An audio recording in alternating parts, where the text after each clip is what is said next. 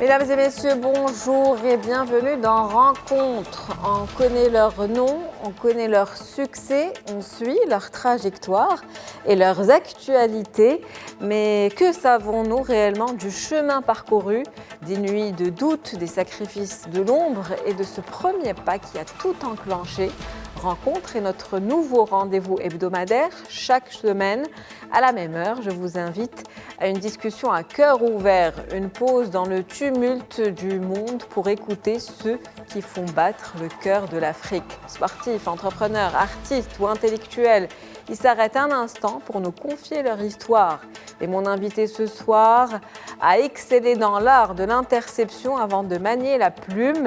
Gardien de but de haut niveau au Cameroun, il a porté les couleurs nationales avec les lionceaux du Cameroun. Arrivé en France, il ne quitte pas le terrain de l'excellence, mais change de discipline. Il s'impose alors comme une voix majeure de la littérature francophone contemporaine. Ce passage du gazon au papier ne fut pas une rupture, mais une mutation. Il a transporté dans la littérature la discipline de l'athlète, l'endurance du compétiteur et ce regard panoramique propre au gardien de but. Aujourd'hui, il saisit des idées, arrête le temps par la puissance des mots et occupe une place centrale dans les institutions culturelles internationales. Il est celui qui transmet, qui bâtit des ponts entre les continents.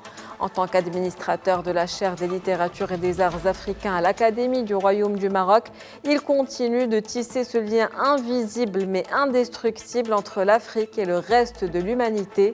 Son parcours n'est pas une ligne droite, c'est une spirale ascendante où chaque livre est une escale et chaque mot une main tendue. Eugène Ebodé, bonsoir, c'est un plaisir de vous recevoir. Merci beaucoup. Je suis impressionné par cette touchante introduction. C'est une introduction qui vous caractérise ce soir, à l'heure où aujourd'hui on va à votre rencontre. Je vais commencer par vous poser cette question. Comment vous êtes passé du terrain à la plume, de haut sportif, professionnel, sport à haut niveau, à écrivain renommé, une figure incontournable du monde de la littérature? Le passage s'est effectué par deux choses. La passion, l'enthousiasme du terrain, l'enthousiasme de la lecture des livres, et puis la volonté de transmettre.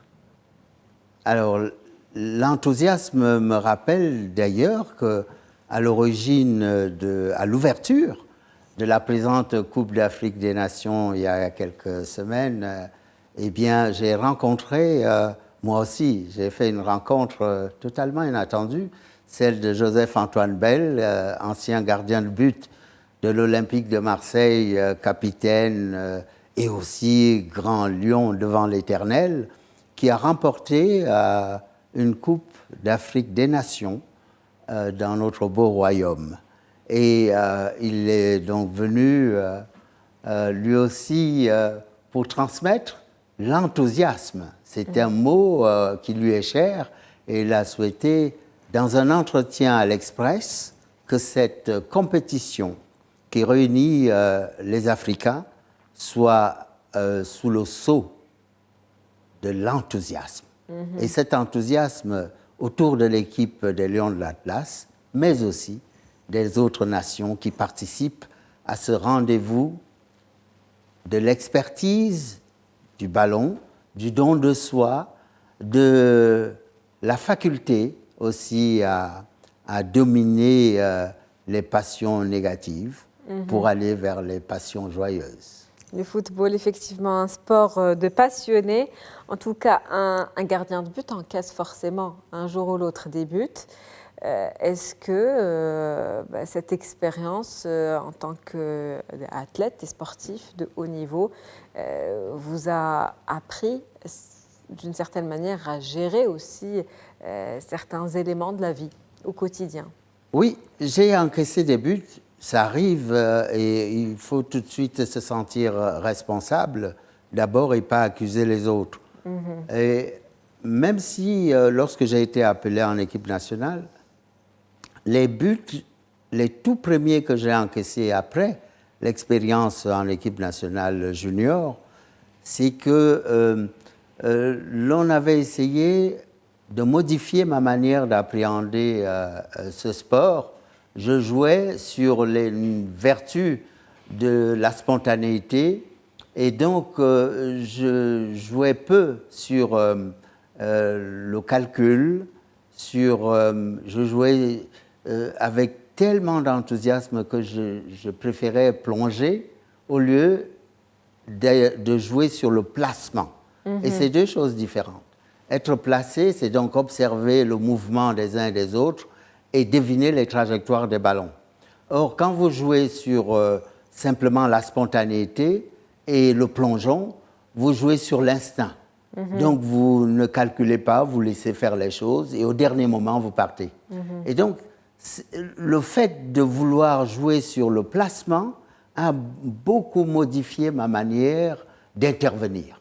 Vous avez transposé cette expérience sur votre vie actuelle. Et donc, j'ai transposé, bien sûr. C'est qu'avec l'observation, vous devinez, vous anticipez sur les choses, et donc vous vous placez à un endroit plus qu'à un autre.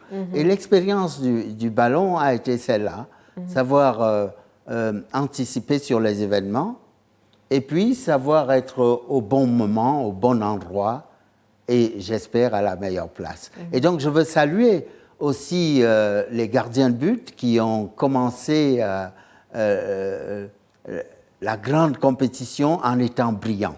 Bonou d'un côté a été excellent, il a eu peu de choses à négocier, mais il les a bien faites, notamment une balle qu'il a pu stopper, qui aurait pu passer entre les jambes. C'est l'endroit le plus difficile pour un gardien de but. Vous parlez par expérience en plus. Oui. Et puis son adversaire, le gardien de but des Comores, a stoppé un penalty, qui est aussi un rendez-vous avec soi-même et avec l'inconnu. Et l'histoire. Vous avez dit un jour que vous étiez né une deuxième fois à travers l'écriture, par l'écriture. Alors, quel a été ce déclic précis ou ce moment qui a fait que l'écriture est devenue pour vous ce que vous êtes? Eh bien, renaître, c'est donc faire cette expérience incroyable qui est de partir et de revenir. Et oui, presque de mourir aussi, parce qu'on ne peut renaître comme un sphinx. Donc vous considérez qu'il y a une renaissance qui s'est faite avec l'écriture pour vous? Oui. Et d'ailleurs, dans Habiller le ciel, je raconte cette expérience en faisant mes adieux à ma maman qui était décédée, et en disant qu'il était urgent pour moi d'accoucher ma mère.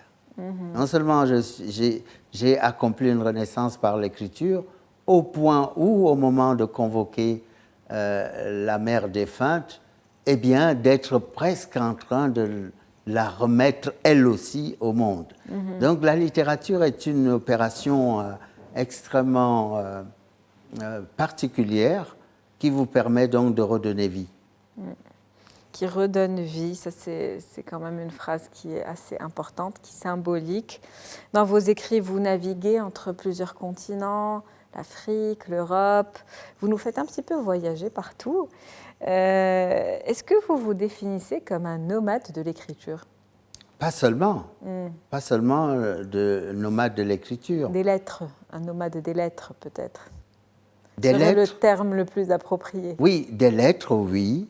Des choses aussi, de l'esprit du monde, et que je partage avec cette philosophie qu'inspire l'Académie du Royaume du Maroc et que son secrétaire perpétuel anime avec une intelligence hors norme. Et cette intelligence hors norme procède aussi de la vision de Sa Majesté le roi Mohamed VI, que Dieu l'assiste, et qui disait, par exemple, j'ai là une phrase qui résume tout. Avant que la chair ne soit créée, il était question de faire en sorte que vibre un autre esprit, non seulement dans le continent, mais ailleurs. Et cet esprit est résumé par cette phrase de Sa Majesté le roi Mohamed VI à Bruxelles, le 18 février 2022. Il dit ceci à l'occasion du sommet, du 6e sommet de l'Union européenne, Union africaine. Il dit « Il s'agit donc aujourd'hui de rétablir les coopérations culturelles afin de relancer le secteur, véritable levier de rapprochement en Afrique, en Europe et entre l'Afrique et l'Europe. » Donc cette relance passée donc par des outils, des structures comme la chaire de littérature et des arts africains de l'Académie du Royaume du Maroc.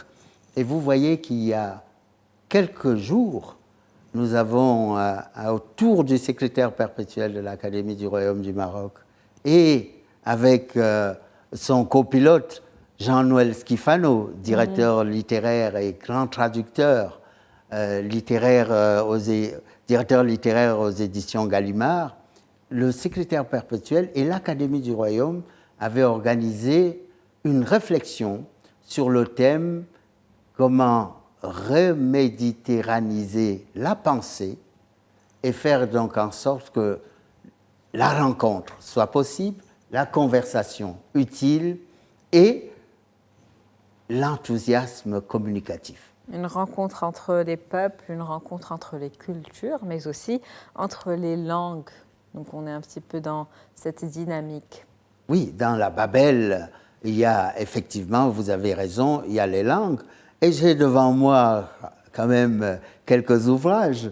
Le Kebra Negast, qui est un livre à la gloire des dieux de l'Éthiopie et qui évoque justement la gloire des dieux éthiopiens depuis 850 avant Jésus-Christ, avant notre ère. Écrit au XIIe siècle. Et qui est écrit au XIIe siècle et qui, comme ça, rebat les cartes et les histoires, les chroniques des différents rois autour d'une figure principale quand même, c'est la reine de Saba, et dont on sait qu'elle a eu évidemment partie de cette Afrique. Elle a migré vers la péninsule arabique, s'est arrêtée en Israël pour avoir un commerce important, amoureux, et un commerce aussi spirituel avec le roi Salomon.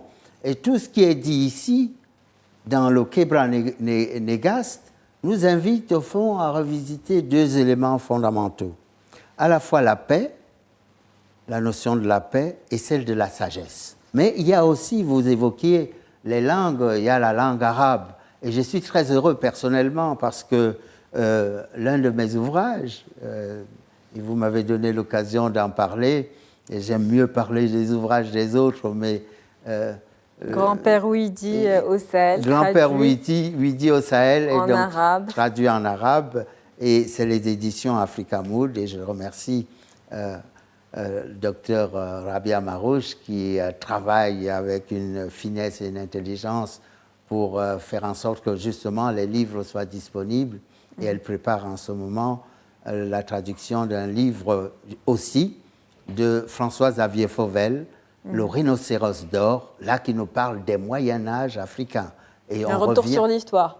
Sur la magnifique histoire de l'Afrique, qu'elle soit celle de Kankan Moussa, celle des expériences diplomatiques très passionnantes entre l'Orient et l'Afrique. C'est très intéressant. Et puis un mot sur le dernier ouvrage, quand même, Zamzam, que vous avez écrit. Voilà, Zamzam, mon dernier roman, qui est paru cette année aux éditions Gallimard. Traduit en anglais. Et il est traduit en anglais. Et arabe, ça vient, on attend. Oh, c'est pour bientôt, c'est en cours. Point trop n'en faut, il ne faut pas être gourmand à l'excès. Se contenter déjà de ce qu'on a, c'est très bien. Mais je sais que le monde arabe se saisira, grâce à votre antenne, de ces nourritures spirituelles. Et justement, quand vous écrivez, quelle est votre démarche d'écriture? Quel rythme donnez-vous? Quelle musicalité donnez-vous à vos phrases, à vos mots? Comment vous concevez une œuvre du début à sa fin? Vous avez raison d'insister sur la musicalité. Il m'est arrivé en convoquant le fond musical de mon groupe d'origine, les Betty, Metilwando, Amongo Yangoli Wundo, Metilwando, Metilwane, Metilwane, Mama, Metilwana Mwamo, Ane, Metilwa Esiewamo. Voyez, en convoquant en tout cas pour une cette chanson sur l'écriture, belle Metilwa, musique. c'est je t'écris. En la convoquant, eh bien, c'est comme une injonction à prendre le stylo, mais une injonction heureuse, qui n'est pas sous le coup de la brutalité, mais simplement... Très rythmée, en tout cas. Oui, eh bien, le rythme permet à la fois de trouver des harmonies et de renverser, on parlait de paix, la perspective parfois déchirante, les moments de crise, de trouble, d'interrogation. Eh bien, quand l'harmonie est là, eh bien, tout cela s'éclipse, s'efface. Et l'écriture, lorsqu'elle est sous l'inspiration de l'harmonie, vous porte. Et donc, je remercie évidemment, après, ceux qui permettent, comme mon éditeur, les éditions Gallimard, de pouvoir porter. Cette année, on a fêté les 25 ans. Et là, il y a Antoine, il y a Boniface Mangombusa, il y a Jean-Noël Schifano, il y a Gaël Bellem qui n'était pas là, mais Gaël Octavia qui a eu le Goncourt de la Nouvelle, Sami Tchak et beaucoup d'autres qui étaient présents ici à Rabat, grâce à l'Académie du Royaume du Maroc aussi. C'était pour célébrer 25 ans. La collection Continent Noir. Continent Noir, les 25 ans. Oui, c'est ça. Découverte, en tous les cas, par un voyage de Jean-Noël Schifano et d'Antoine Gallimard au Gabon, et fêtée 25 ans après à Rabat, justement pour que la rencontre soit le mot fétiche. C'était un 25, en 2025. Donc le mot 25 revenait assez souvent en symbole justement c'était, on va dire, cette durée, cette période et il y a eu de 25 ans. 25 universitaires marocains qu'il faut saluer autour de l'université de Kenitra et qui ont participé justement à relire, à rehausser l'écriture qui est parfois solitaire, à la redistribuer aux doctorants qui étaient présents et je les en remercie. Y a-t-il une histoire que vous n'avez pas encore écrite ou que vous n'avez pas encore racontée mais qui vous hante, que vous avez dans la tête et qui verra certainement le jour un de ces jours? Pas une seule. Plusieurs. Il y en a plusieurs, mais comme je Pourquoi reviens... je ne suis pas étonnée? Comme je reviens de Moscou, figurez-vous que, justement, à Moscou, sur la place Rouge... Vous avez été primé, distingué. C'est vrai, merci beaucoup, mais surtout, j'ai pu accueillir avec une surprise cette distinction qui m'a été accordée par la WOW, la World Organization of Writers, donc l'Organisation mondiale des écrivains, pour le rayonnement que je peux modestement, auquel je participe, le rayonnement de la littérature et des livres.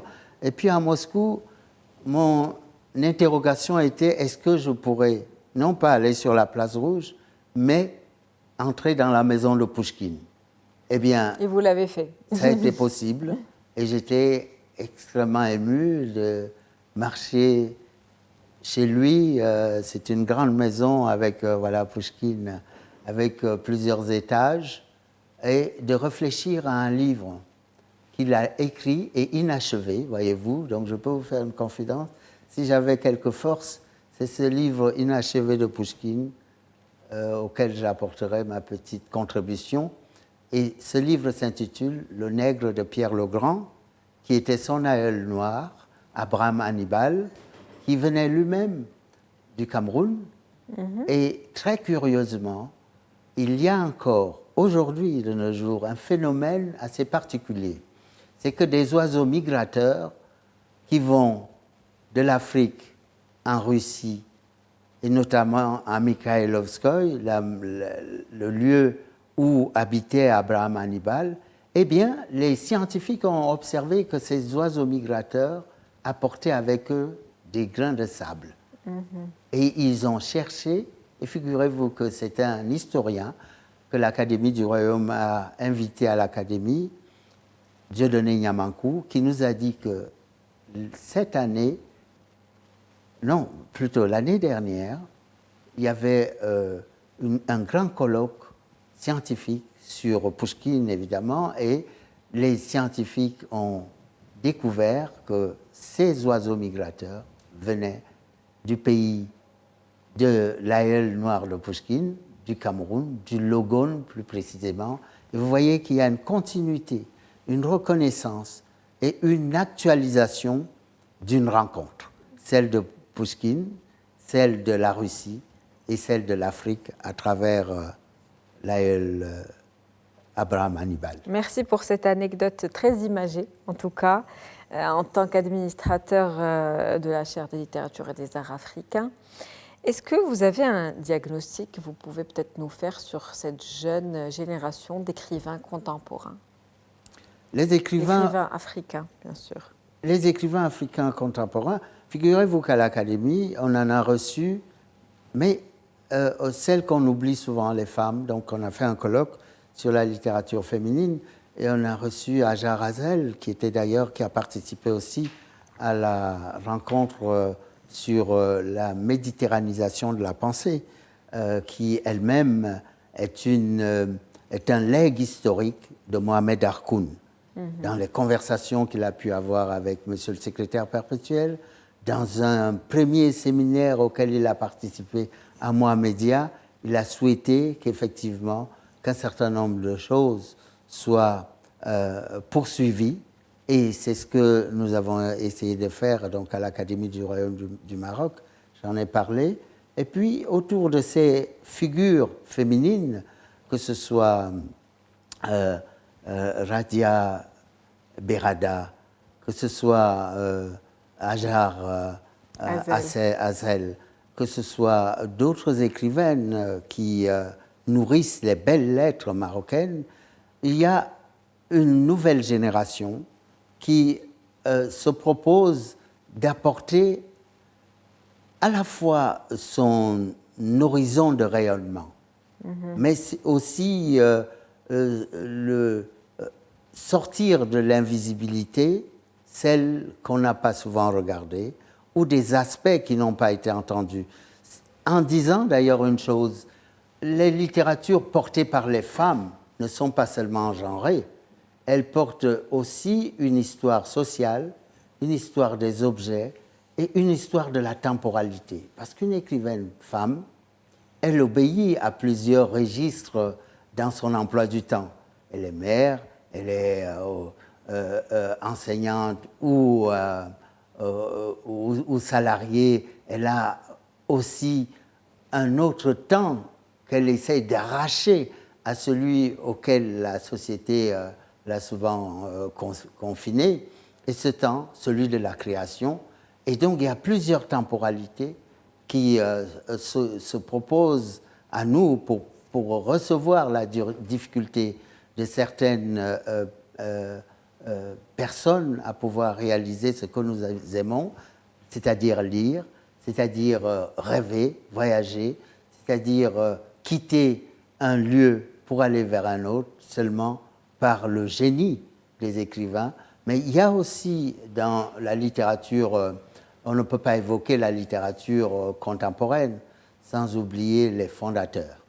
Et dans les fondateurs, nous aurons toujours à revisiter, je parlais de Mohamed Harkoun qui était un philosophe, mais voyez-vous, Kilito est toujours là, mais c'est quelqu'un qui fait le lien, qui justement dit par exemple dans un ouvrage, je parle toutes les langues, mais en arabe, qui nous montre comment, et Jean-Noël Schifano le dirait autrement, c'est-à-dire que la traduction, c'est la mère des langues, celle qui nous permet justement de traverser un horizon proche pour aller vers un horizon lointain.